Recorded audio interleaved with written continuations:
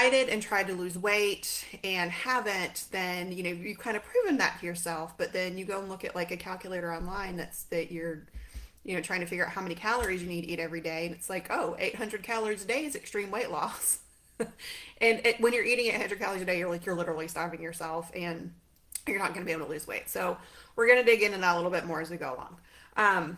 But so we eat sugar, turns into glucose. Our body needs that. But what happens too is we eat sugar or carbs, blood sugar rises, is produced by the pancreas. Insulin is a hormone. We all have heard of it, right? And it's important for balancing our blood sugar. So what happens is when we're eating a lot of really sugary foods, basically you're just wearing your body out, and your pancreas and your liver just like can't take it anymore, and so you become insulin resistant. And so we hear about insulin resistance a lot, and that's pre-diabetes. So that means like things are starting to shut down. I mean, this is a years long, many years long process when we end up being type 2 diabetic.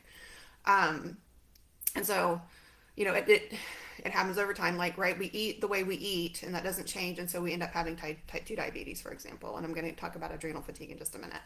So that was something I suffered with. And so when we're eating a bunch of sugar, like basically our cells just can't operate anymore, and so we become insulin resistant.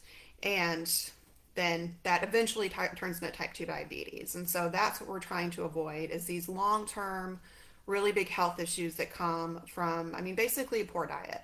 So so what happens in type 2 diabetes is, just put very simply, type 2 diabetes develops in the body and is unable to produce enough insulin because it's unable to use the insulin for blood sugar regulation. So like in a nutshell, that's what's happening, is we're eating so much sugar sometimes that we become insulin resistant and then diabetic, and then our body just like literally can't process it anymore, and so it just stops.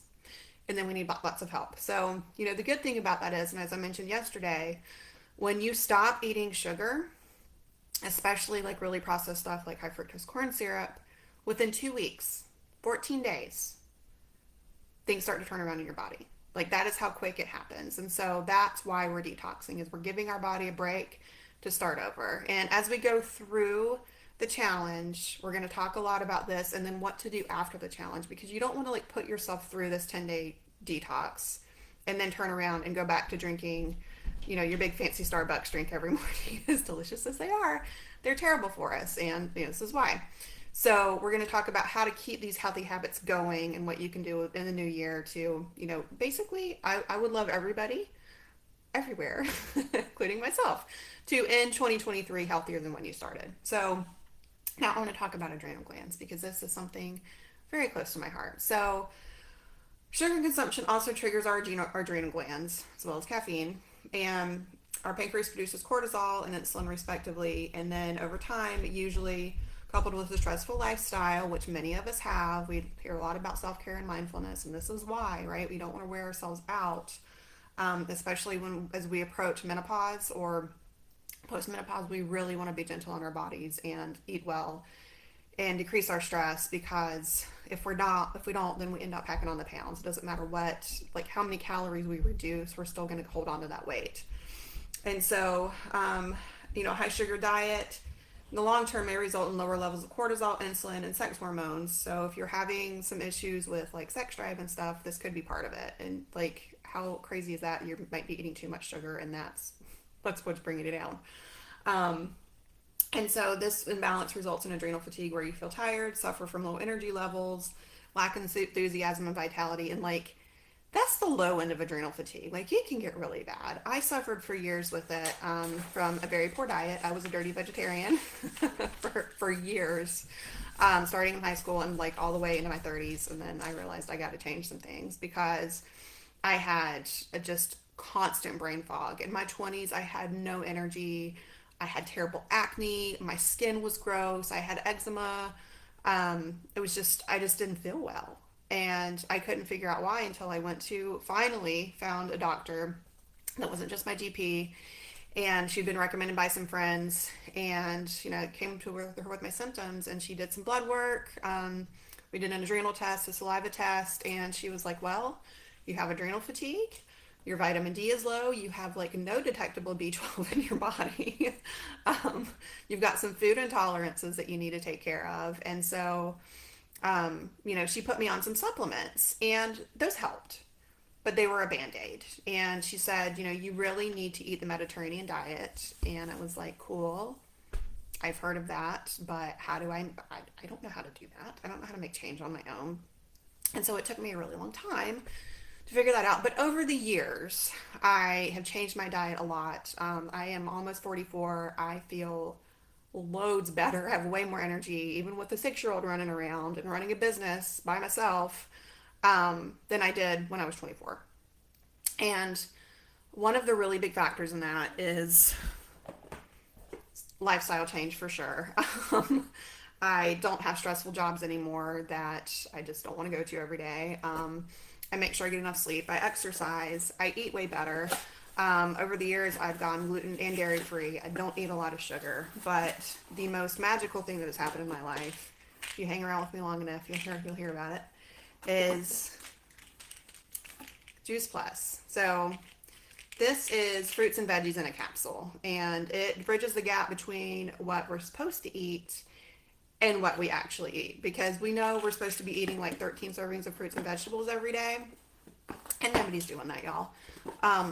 Like, I have a hard time eating 5, and I try, but it's hard, and you have to cook for yourself to be able to do that. You have to plan really well. There's just a lot of things that have to happen, and all of us are super busy. We're working way more hours than we have historically. Our jobs are way more stressful. Like, everything's more stressful, and on top of that, we need to eat 13 servings of fruits and vegetables a day, and hardly anybody can do that. So, these, between all 3 of them, I'll hold them up one more time. These are my open bottles. So there's the berry blend, which is the purple, fruit blend, and then the veggie blend. And between these are 45 fruits and veggies that you get every day. And it's just a little bit of each, because that's all you really need. The way they're processed is they still have the enzymes that any whole unprocessed food would have. And they're basically taken from farm to the processing facility, processed as minimally as possible, and then put into capsules. There's also chews that my daughter loves. And if you sign up as a customer, you can sponsor a child up to the age of 25 for until they're 25.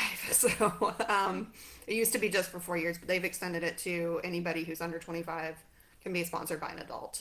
So it's a really awesome deal. And too, I used to get sick all the time. I would get sick for weeks and just couldn't function. I don't do that anymore. Like, yes, I get sick. I got the flu for the first time in probably 10 or 15 years over Thanksgiving. And I was really tired.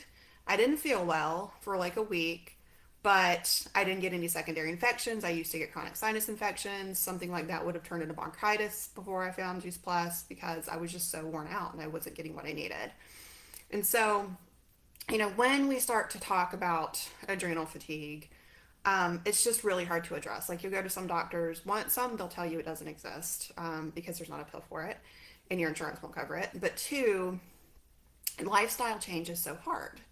And that's really what it comes down to, is the reason that they tell you, well, you're kind of stuck with it now, is because you're probably not going to change. So that is why we're here, is to create that change for ourselves, that sustainable, habitual change for ourselves that's happens slowly over time, and that is going to leave you feeling healthier than you were in January 2023, in December 2023. So that is it for today.